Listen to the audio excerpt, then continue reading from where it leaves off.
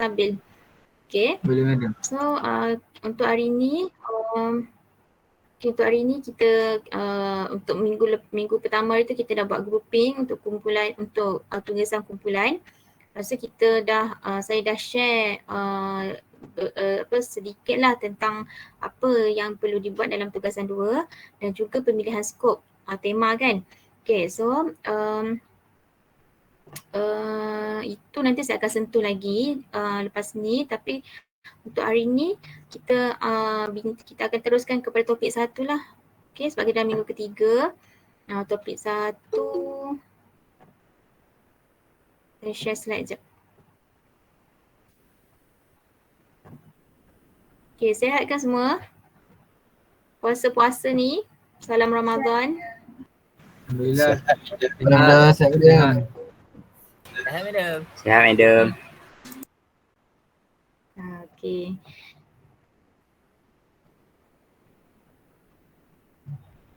Ni lambat pula.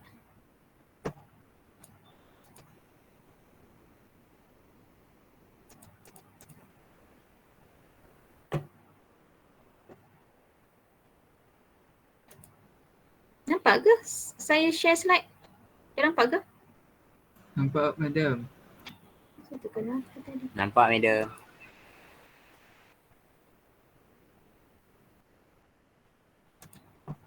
Okay. Falsafah. Okay, nampak ya? Okay, falsafah dan isu semasa. UKI 11402, ingat kita punya kita punya kod untuk khusus ni lah. Okay. So topik 1, pengenalan ilmu falsafah. Okay, bila kita sebut tentang falsafah, biasanya lah kan orang akan terbayang sesuatu yang wording kan, banyak-banyak perkataan tentang sejarah, tentang kata-kata puitis kan. Biasalah yang tu kan. Kalau saya buat macam ni, nampak tak slide? Saya nak tengok lah. Kenapa dia tak naik slide ni? Tapi tak nampak kan slide ni kan? Tak nampak. Dah tak nampak dah madam.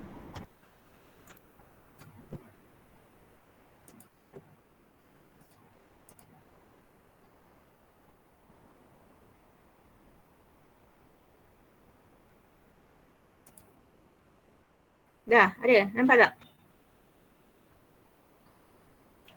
Tak lagi madam. Nampak. Macam mana ni? Tak nampak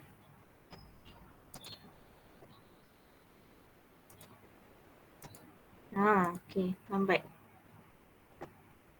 Okey, nampak kan? Nampak ada. Okey. Okey, ilmu falsafah. Itulah yang biasanya lah bila kita sebut tentang bila kita dengar perkataan falsafah kan, itulah yang biasa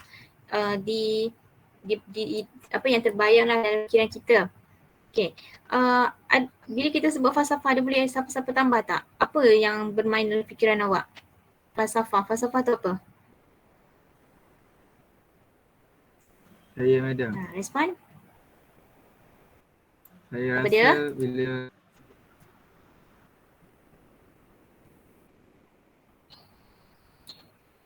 Okey, teruskan.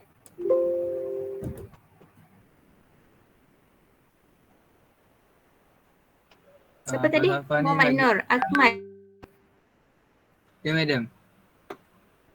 Okey, teruskan. Bagi saya bila sebut mengenai falsafah ni berkait dengan sejarah. Kita tak cakap mesti terbayang sejarah kan? Okey. Sejarah apa awak nak belajar? Muhammad Nur, Akmal lah saya panggil. Awak nak belajar sejarah apa? Boleh. Saya rasa sejarah Malaysia kot ada. Okey, sejarah Malaysia. Okey, terima kasih Akmal. Ada siapa lagi nak respon? Seorang lagi?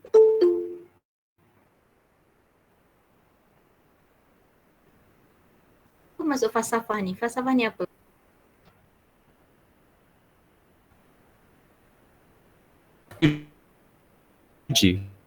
Ya? Ideologi. Ideologi tu apa? Daniel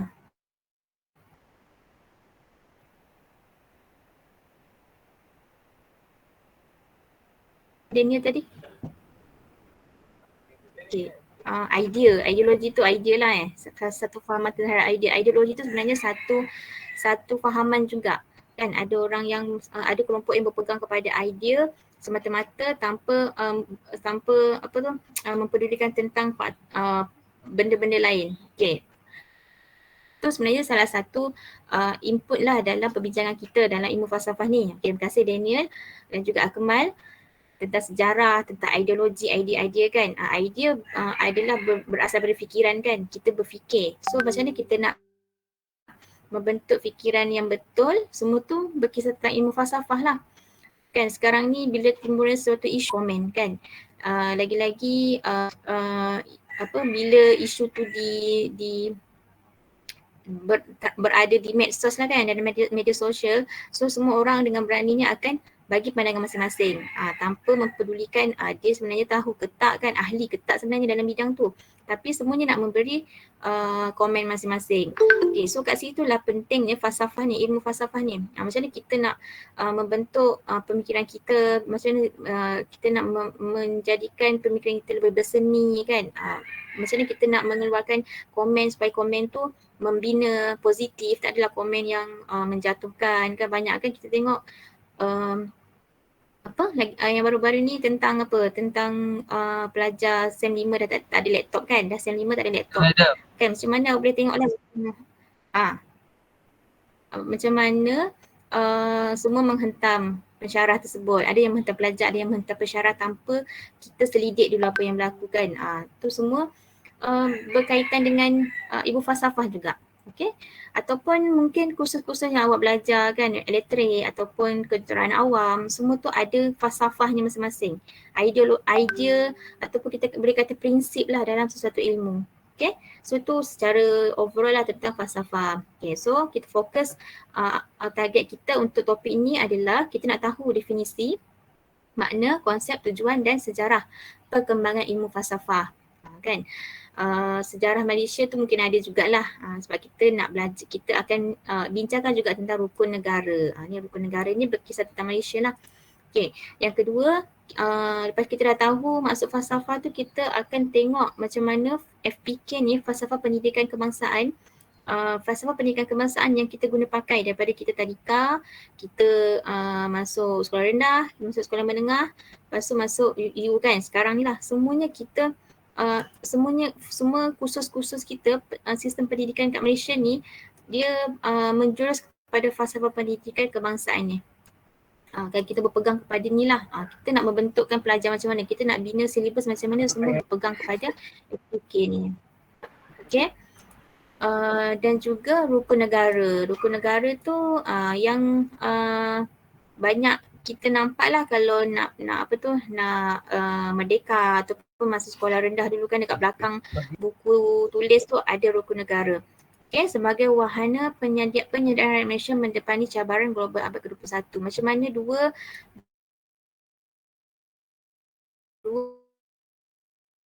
benda ni kita boleh jadikan dia sebagai satu medium lah, satu catalyze untuk kita pegang, untuk kita hayati supaya kita boleh depani cabaran global abad ke-21 ni. Okay. Selain itu kita juga nak analisis lah hubungan antara FPK ni dalam wawasan falsafah sejahtera. Kan semua ni term-term yang kita akan go through nanti. Inilah ilmu falsafah semualah hubungan pembangunan negara kan. Macam aku cakap tadi, negara. Pembangunan negara tu macam mana dia akan relate dengan sejarah juga. Okay, so falsafah rukun negara, falsafah rukun negara tu apa? Prinsipnya apa? Peranan, hubungannya dengan falsafah. Dalam rukun negara tu ada falsafah. Falsafah pendidikan kebangsaan, FPK. Kan kita tengok apa dasar pendidikan Malaysia, sistem pendidikan yang kita guna ni lah matlamatnya.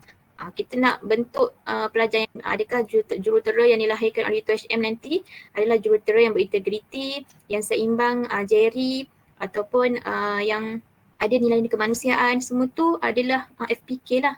Kan tak ada tak terima rasuah, jujur, amanah, semua tu adalah matlamat dalam FPK. Okay, falsafah sejahtera pula adalah falsafah sebagai pentafsiran lah kepada rukun negara. Hubungan rukun negara dengan falsafah sejahtera. Kita tengok apa dia falsafah sejahtera ni. Okay. Ni boleh main ke tak ni?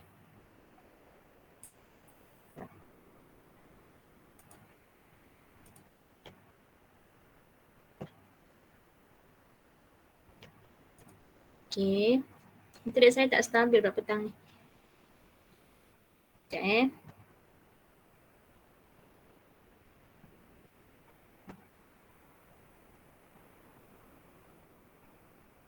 Okay, saya cuti lagi sebenarnya hari ni. Okay. Sebab anak-anak saya tak stabil lagi.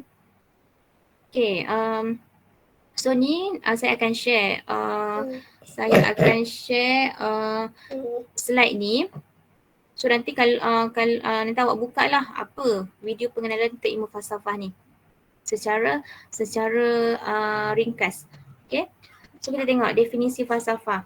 Falsafah ni sebenarnya berasal daripada perkataan Greek lah, Yunani. Kan Greek filosofia.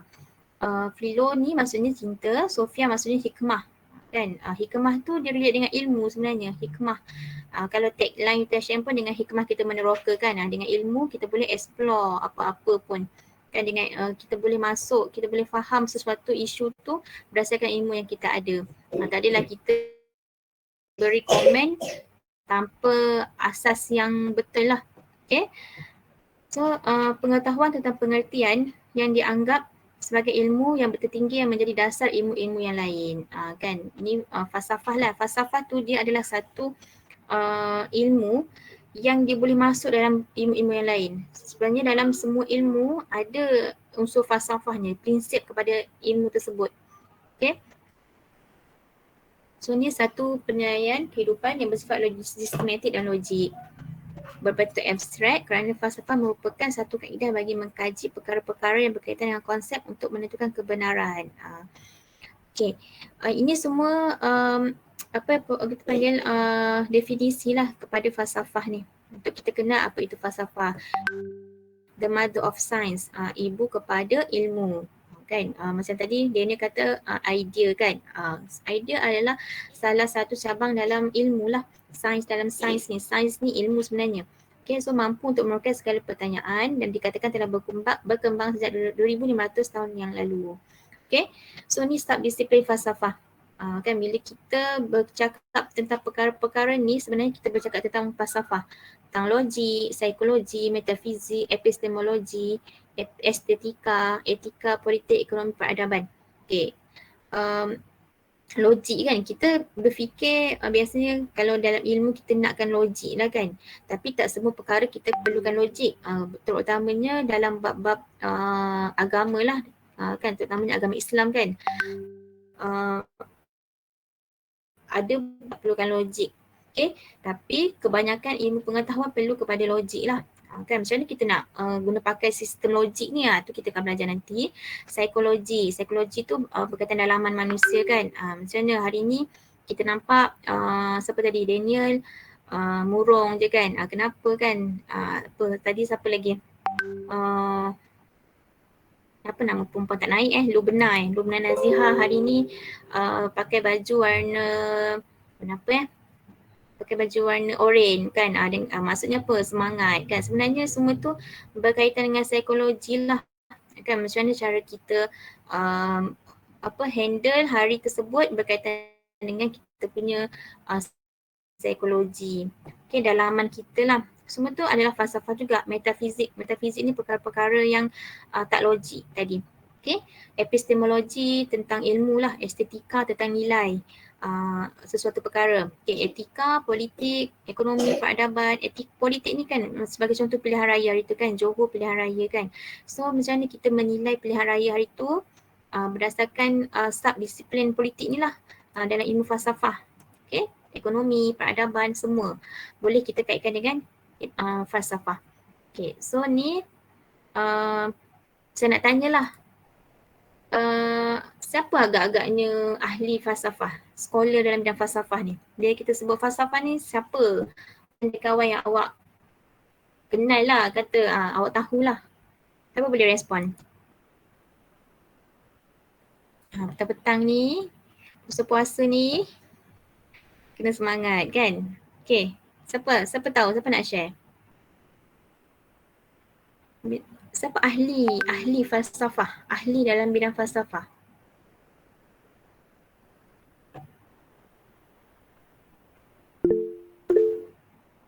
Confucius. Okay, Hisham Ibn kata Sina. Confucius. Confucius tu dia, okay, Ibn Sina. Siapa yang tadi? Siapa yang cakap Ibn Sina? Saya madam, saya.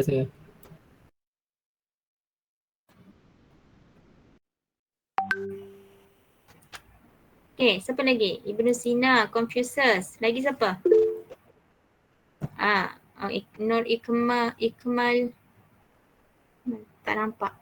Okay, Plato, Khawarizmi, Mahatma Gandhi, Pablo. Okay. Ramai kan kawan-kawan awak senaraikan ni.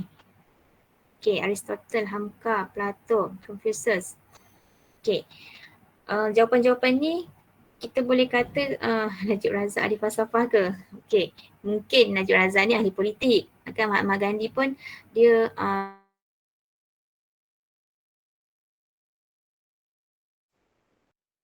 resmi bidang matematik kan, satu sub ilmu dalam bidang falsafah.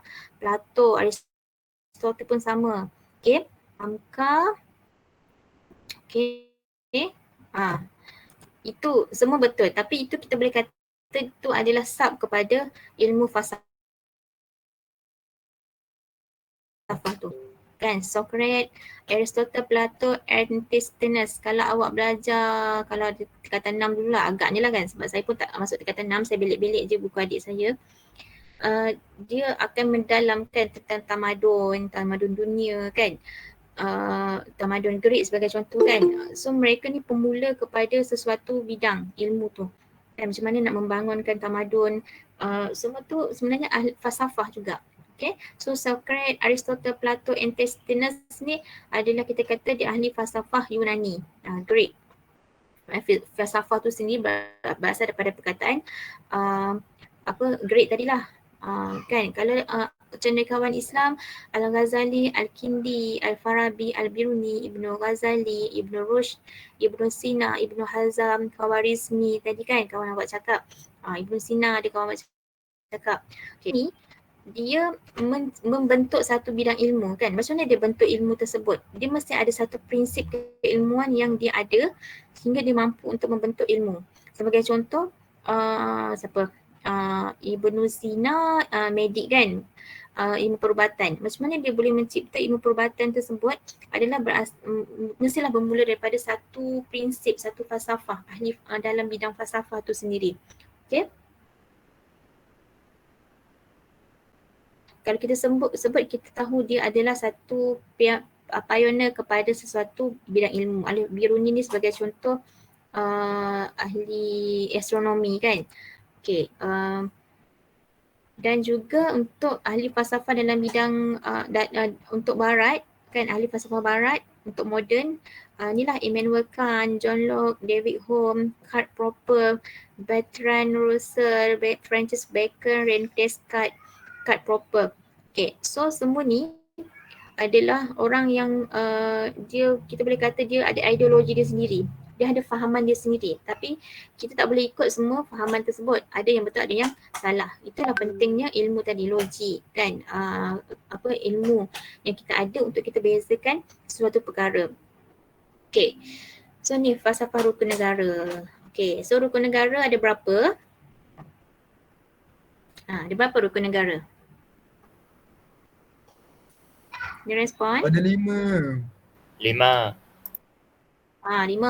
5. Yang pertama apa? Rukun negara yang pertama.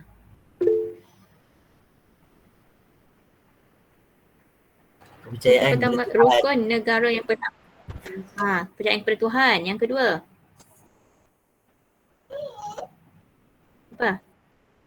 Kesetiaan kepada Dia? Kesetiaan kepada raja dan negara. Okey, separuh je. Siapa cakap tadi? Kesetiaan kepada raja dan negara. Okey. Yang ketiga? Keluhuran perlembagaan. Dan perlembagaan. Okey, keluhuran perlembagaan. Yang keempat? Kedaulatan undang-undang. Respon? Kedaulatan undang-undang. Yang kelima? Kesopanan dan kesusilaan. Dan kesusilaan. Kesopanan dan kesusilaan. Boleh tengok kesopanan dan kesusilaan ni dalam rukun negara. So kita kena sentiasa bersopan dan bertata susila. Okay. So inilah yang awak sebut tadi. Alhamdulillah masih ingat kan. Okay, kepercayaan kepada Tuhan. Kalau awak tengok TV1 gitulah kot. Adalah kan lagu tentang rukun negara ni. Supaya remaja sekarang mudah ingat. Okay. Sekejap